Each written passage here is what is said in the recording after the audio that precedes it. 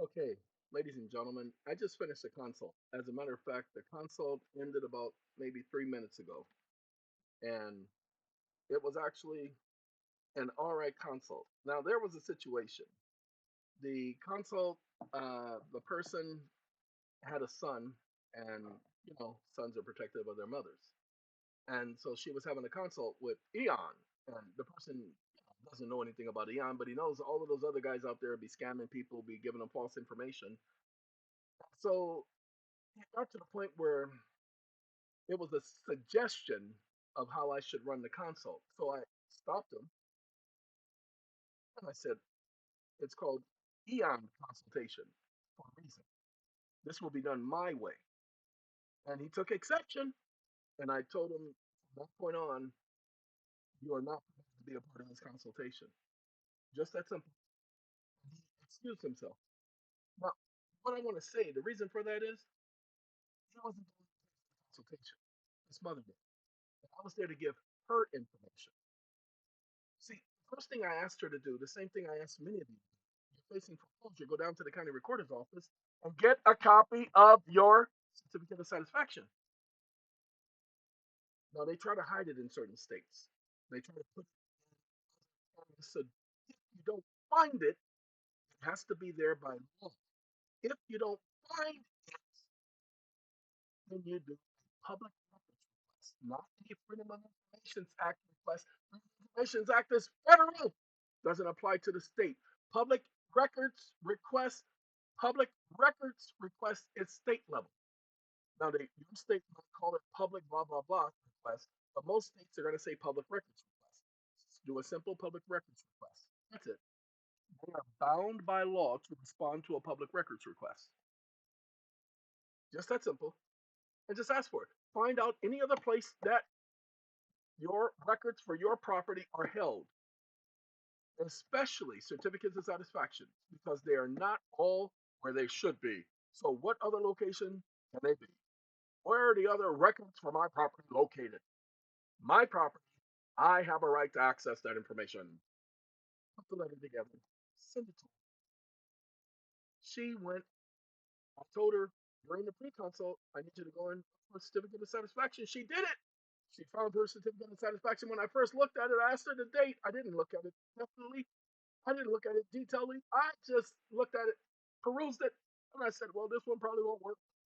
And then while we were talking, I was reading it. I said, oh, hold on a minute. When did you get the mortgage? Oh, no, no, no, no.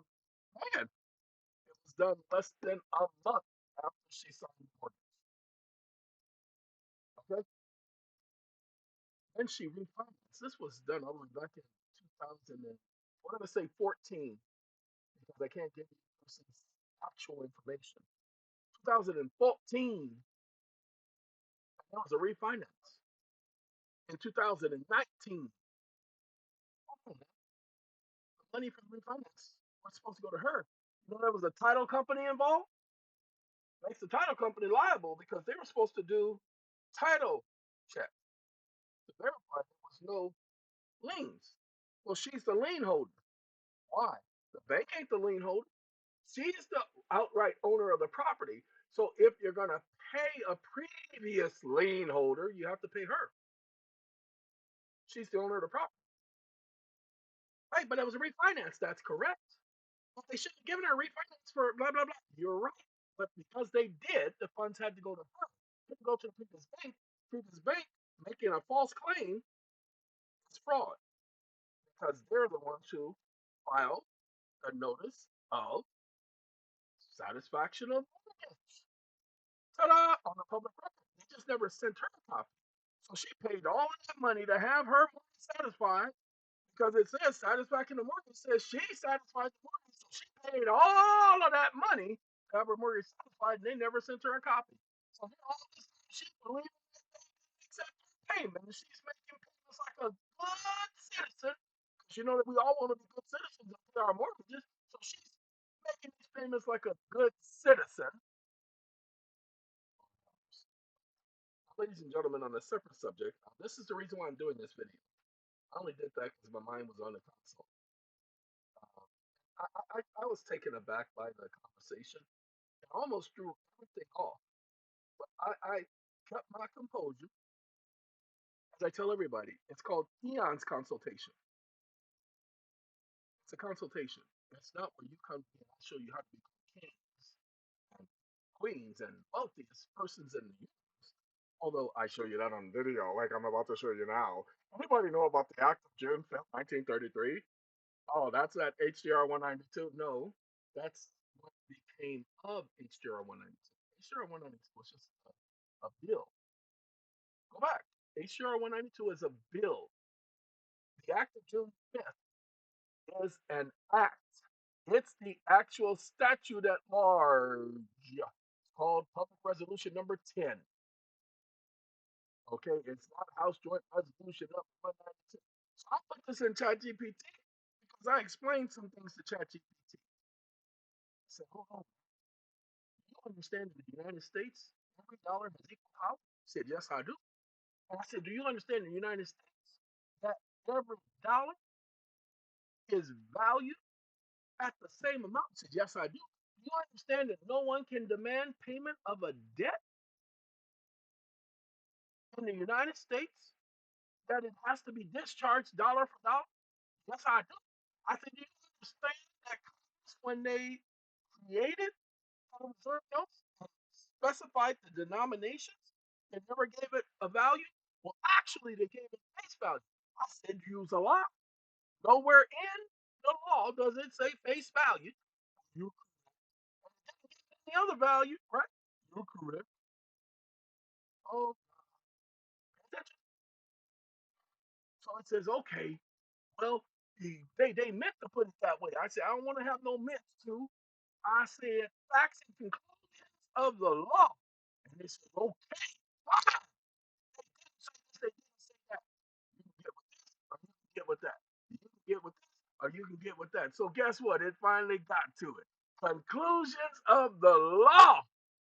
You guys are going to get a copy of this so that you can understand what actual value is. Congress has not made the note a standard of value. Butler versus Thompson. But they said the note compared to a coin dollar. No, they said they have not made the note a standard of value, is the point. They didn't assign a value. Congress authorized denominations, not value. Congress used the phrase equal power for every dollar and nothing else. They're all equal in value. Congress used the phrase discharged upon payment, dollar for dollar, equal power, no value. They do have a value, face value. What's the face value? Not the value that's written on the face of the note, the value that's written on the face of the obligation. Remember, the act is about the obligation, and you're supposed to be able to redeem that obligation dollar for dollar. Shh, don't tell nobody. That's why they take it to the bank for redemption, and it is to be received at par value in all parts of the United States. We have already told y'all about how the United States government accepts the obligation of the collateral pledge. It becomes a United States obligation. Here's your document right here to prove that. That was given to me by Leon. I yelled at him because anyway. Then it says, and it does not define power when it says equal power, and it does not define value. Congress did not convert denominations into a measure of worth. They just said denominations 1, 5, 9, 10, 20, 20, 30, 40, 60, 70, 90, 100. Okay, sold to the gentleman over there in the gray suit. All right. Federal Reserve notes are not a standard of value as confirmed by the Supreme Court. Denominations have no value. Value was never assigned. Equal power, Congress's own phrase, not an economic term. No interpretative gloss is authorized, and no substitute terminology is permitted. So, ladies and gentlemen, that's why we were able to, at one point, pay off our mortgages with $1. I'm going to give you guys this GPT.